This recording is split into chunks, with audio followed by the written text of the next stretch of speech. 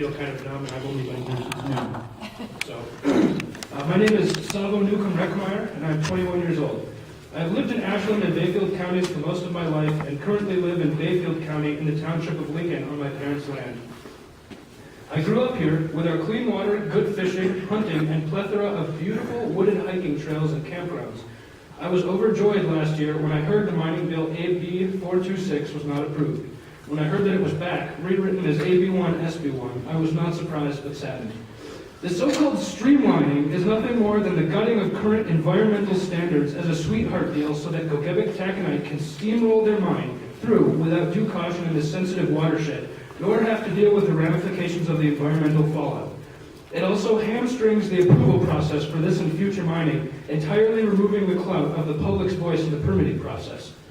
The taconite ore itself is covered with a layer of black pyritic shale and slate, which, when dumped into the massive proposed tailings field covered in wetlands, streams, and rivers, will certainly leach sulfuric acid into the entire Bad River watershed.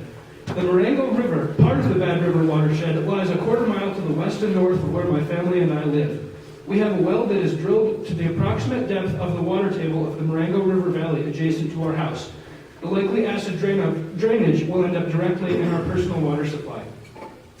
There is a thriving hunting, fishing, artist, tourist, and sustainable farming industry locally, which will perpetuate indefinitely.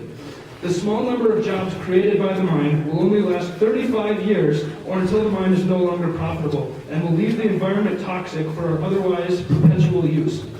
It will also leave us with a bust economy that is worse than it was before. I hope to buy land in this area and build a small farm in the near future, but I will now be waiting to see what the future of our northern community holds and will move someplace else if I have to. I am also disheartened by the closed-door approach on AB1 SB1. Last year, there were 2 local hearings up north, and at both, the response was decidedly opposed to AB 426 in the mine. So far, there has been only one official hearing to date on this new legal monstrosity, as far away from the proposed mine site as you can possibly be, in Madison, on a Wednesday, when most people directly affected would be unable to attend. That the Committee on Mining is not here with Senator Jack and Representative Bewley says quite a bit to me. I have heard that some people believe that it is only the Bad River Band of the Chippewa who care about the legislation in mind, but this is completely untrue. I know many people from all walks of life who are opposed to this legislation and the mine because of the threat to the health and well-being of everyone in our community. In conclusion, I would like to talk about taconite mines that have successfully created revenue while safeguarding the environment, but I cannot. Of the 10 taconite mines in the U.S., all of them have significantly polluted their surrounding environment. Thank you for hearing me.